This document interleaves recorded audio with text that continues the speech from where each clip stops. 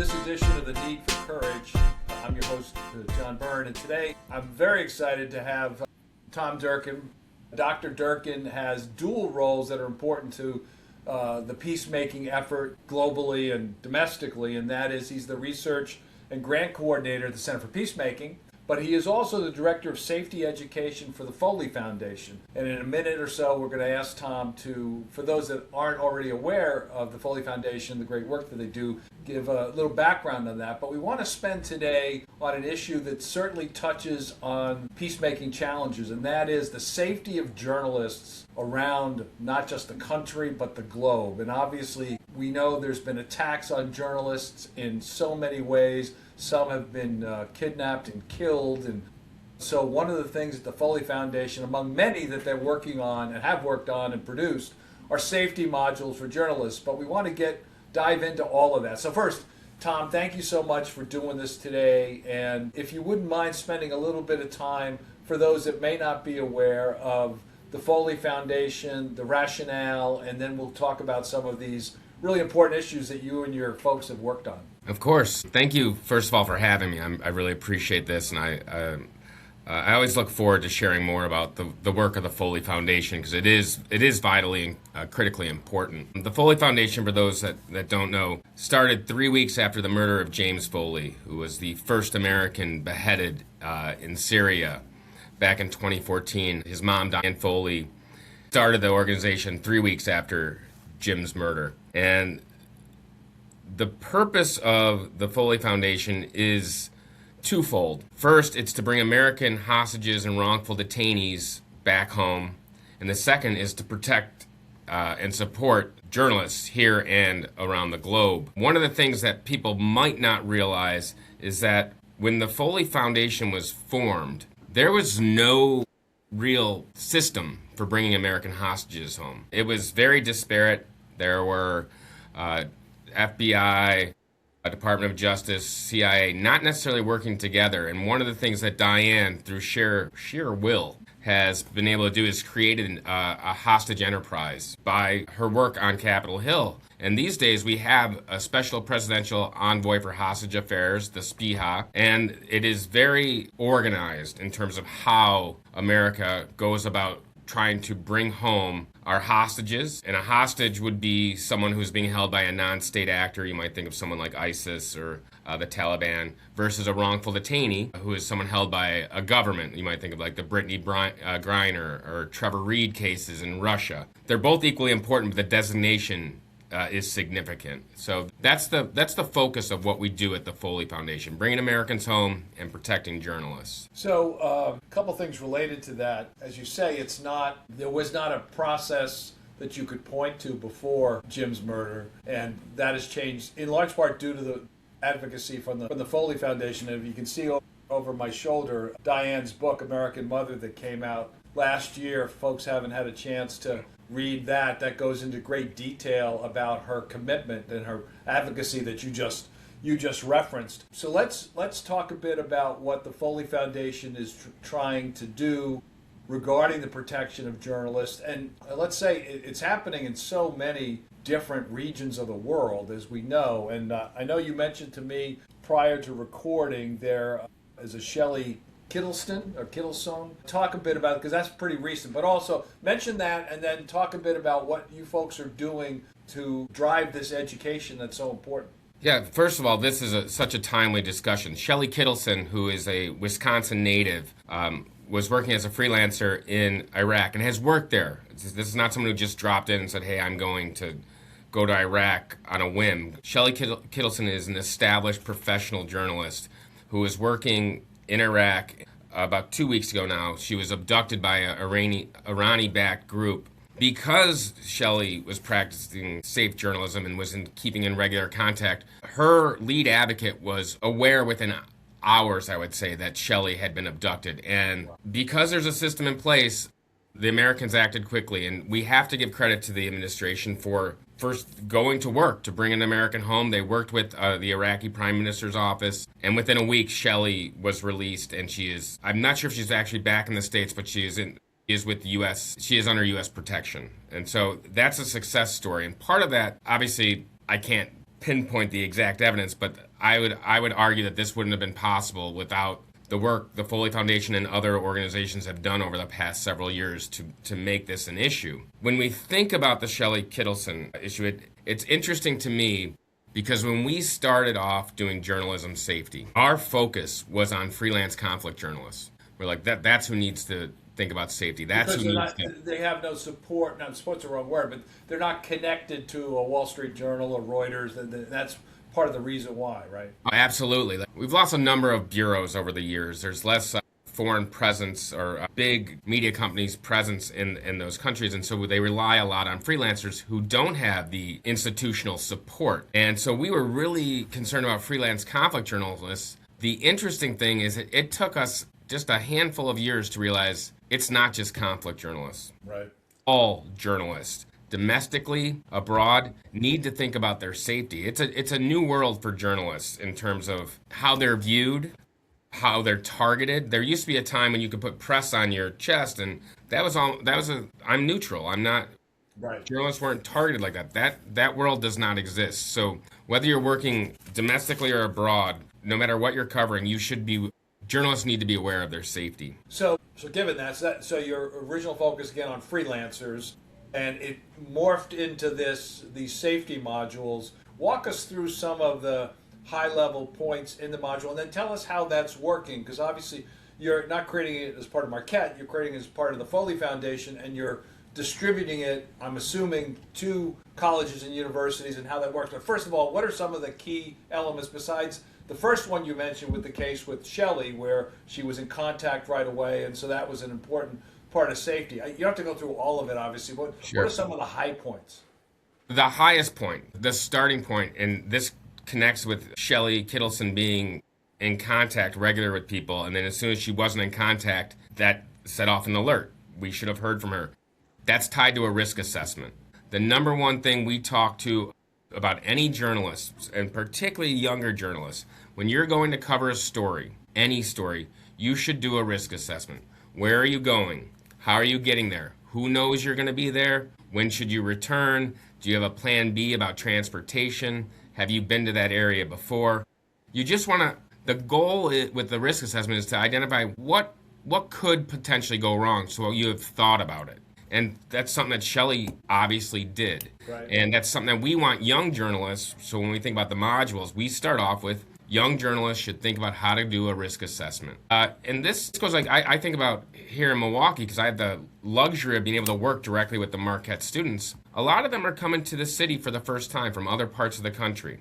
Do they know the city? Like, every city has their own, it's their own dangers, their own risks. Like, have you visited areas that you might go to? So it's really about understanding your terrain, understanding situational awareness, but the number one starting point, we would never start anything without saying, have you done a risk assessment? You know, that's a great point. I come from, as you know, the banking world, and risk assessments are essential to figuring out credit risk and lending risk and regulatory risk. So it just stands to reason that that would be a logical tool for journalists, as you just said, in terms of anybody actually entering an area that they're not familiar with, is to risk rate the space and figure out what are some of the things you could do. What else besides that is in the module? Another thing that we really highlight, and one thing I'm very grateful that's evolving in journalism, is mental health. There was a time, and I've talked to some older journalists who went through this, who covered conflict or covered very traumatic events, and you just filed a story, maybe you hit the bar, you go on to the next story, and you just keep doing that. And you don't check in on yourself. And one of the things that we're finding, and we actually have a project we're also working on that deals with this, is the anxiety, the burnout. What happens when you cover traumatic events? And this could be a conflict. This could be someone who covers a murder, we have journalists who cover stories like children being abused. And sometimes they cover these stories over and over. Are you talking to somebody? Are you realizing the trauma that you're taking on, whether it's secondary trauma, vicarious trauma, and taking care of yourself, self-care, and just the fact that there's more willingness to be vulnerable or to admit that these things impact you. It's one of the things we really highlight in the curriculum And it's one of the things that we're seeing more and more news organizations, freelancers, this younger generation being willing to talk about. And it's essential. Otherwise, that's where you see people burn out.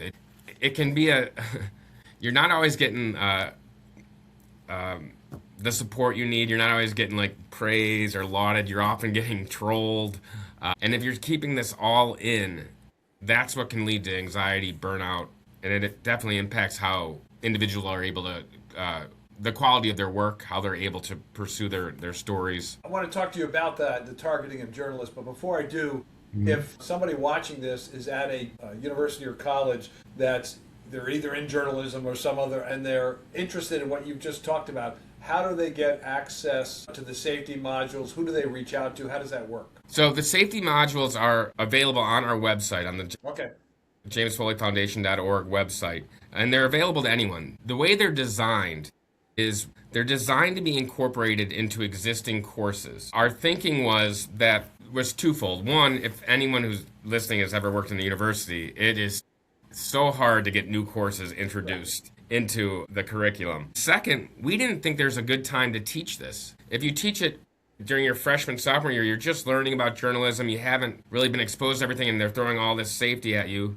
But if you wait till your junior or senior year, you've already been working in the field. Like, one of the great misnomers is calling someone a student journalism, because putting student before you doesn't protect you in any way, shape, or form. You're still a journalist. And so the idea was if instructors and journalism programs incorporated some aspect of safety based on our modules, something that applies to what they're teaching, it almost serves as scaffolding throughout their academic career. They keep hearing about safety without it being like, it's not like you're hammering it home. You're just part of doing investigative journalism that requires this. Sure. If you're working with a source, digital security, those are all safety issues.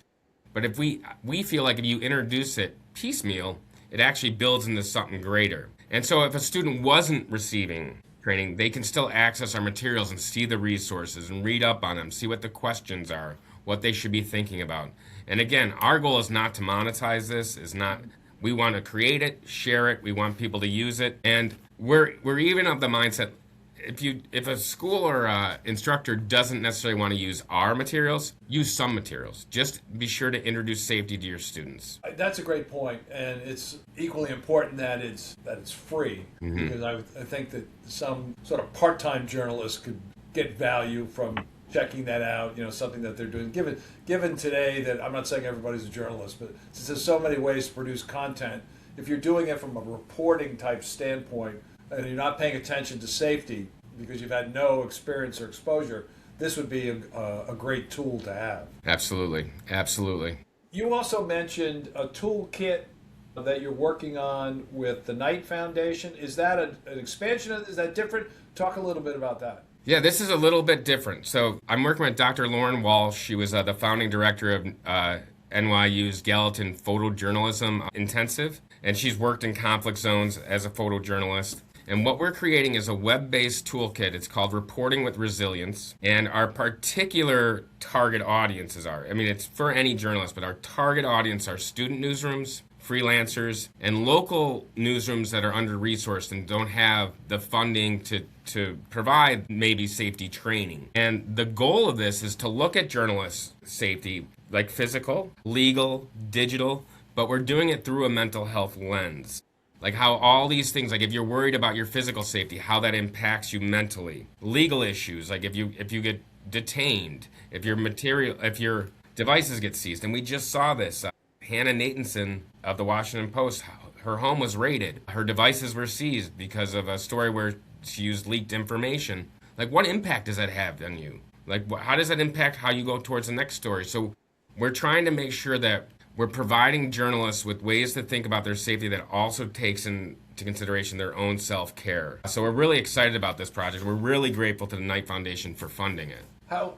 When is the estimated time that it will be done and complete? So we've been working through, we're going to create 6 or 7 segments. It will be things like school shootings, covering immigration. We have just brought on our IT developer, so we are preparing to put our first segment, which will cover school shootings, together, and we are going to be piloting it probably within the next month or two with some student newsrooms, freelancers, and smaller newsrooms. So we're really, really excited about this project. in a future episode of this, we should come back and update everybody when it's out. So Right. I'll make sure to stay in contact with you as I do anyway to find Right. out when that's there, and we can always announce that and help expand the groups that see that it's out there. That would be great. Right. And like the curriculum, it's not going to be monetized. It's going to be free. It's going to be there for people to use. We're creating it so it can be used on your phone. Like if you were going to cover a story and you needed something quick to look at, like it's designed for journalists who are working, including student journalists, and to be used on the go on their phone.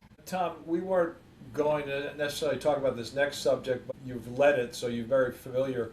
I just want to go back to the center, the work that you do with the civil rights pilgrimage, which I thought is fascinating. Again, it's different than I still have a couple more journalism questions, but while I have you here, if you wouldn't mind mentioning to folks that process that you led with the center and what students gain from that, would be great.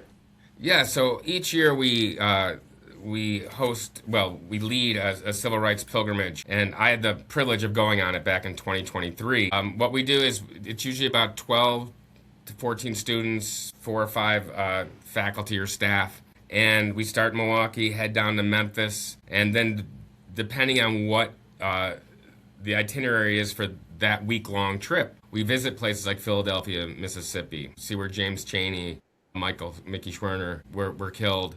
We visit other places throughout Mississippi, Selma, going to other places in Alabama, and just try to expose students to the reality of American history. And I'll tell you, it's one thing to read a book or watch a movie. It's another thing to be in Natchez, Mississippi, and see where the largest slave trade took place and still see shackles that have been memorialized on the ground. And when we bring students down there, it's heavy, it's emotional, but it's probably, and I've been affiliated with Marquette for a long time. I did my undergrad, did my PhD here. I've been back here for 10 years. It is, without question, the most profound thing I've ever been a part of through Marquette University. I hope that if this was offered when I was an undergrad, I would have done it. And I hope that undergraduates who see, and graduates, undergrad and graduate students, they see that if they can make it work in their schedule, they should, without question, do that. This year it's offered the week after school ends.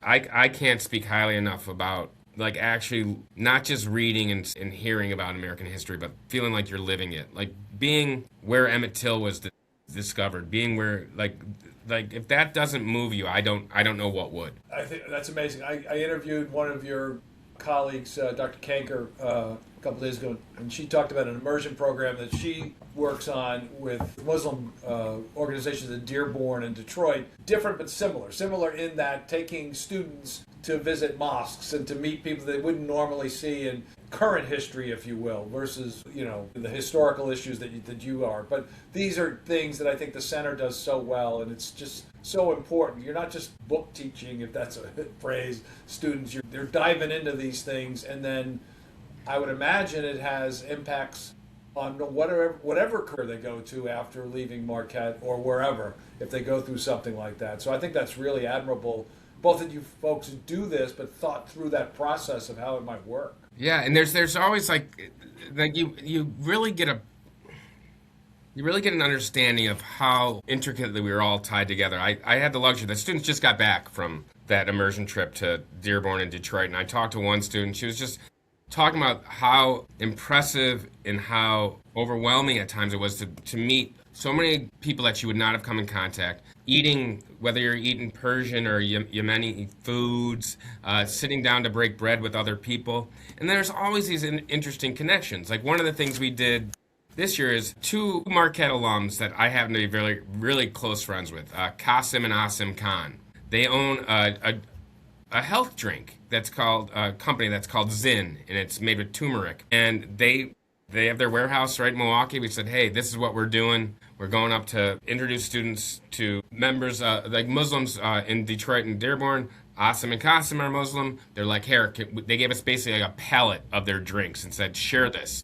And so then you go into the mosque and we're giving them cases like, hey, these are from 2 Marquette alums, practicing Muslims. Right. They wanted our students to bring this to you. I mean, That's It great. makes me proud to be like part of the center and part of Marquette at the same time. We have a couple minutes left. I didn't want to leave on the table when we talked about the Foley Foundation's work with journalists, what we were all witnessing, and that's the targeting of journalists around the world, but also in the U.S. I mean, we saw it. It's pretty clear this administration's attacks on journalists, whether it's Pentagon reporters or daily reporters that ask questions that are immediately challenged. There's one thing to challenge a reporter's question, but quite another to do it in such a negative way that there are people in this world that obviously use any excuse to potentially commit political violence.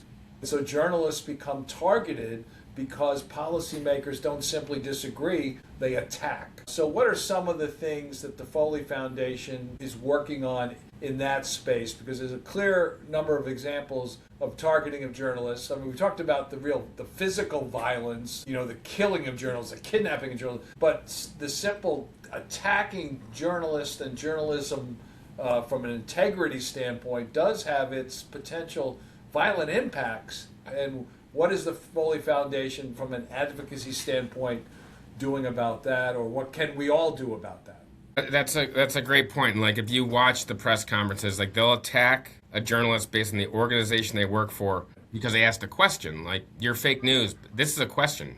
Yeah, exactly. And this administration's not the first administration to have a combative relationship with the press, but no administration has ever been this dismissive, targeted. One of the things that really concerns me individually, and then the Foley Foundation in a larger sense, is like when you see things like with the Secretary of Defense limiting who can come to the briefings. Those are small micro steps. Like the idea is like when you weaken a press, you don't do it by this large scale things. It's little things that keep happening over and over, and you're like, okay, well, they're just doing this. Well, they're just doing this. When you limit who can have access to the news, and then you disparage people whose point of view you don't like, in a way that makes them targeted, it's beyond the pale. So what we continually to do, we have strong relationships with the Committee to Protect Journalists, International Women's Media Foundation, ACOS, which is a Culture of Safety Alliance, and we are always in conversation with what press freedoms are being attacked. How do we stand up for journalists? We will never back down from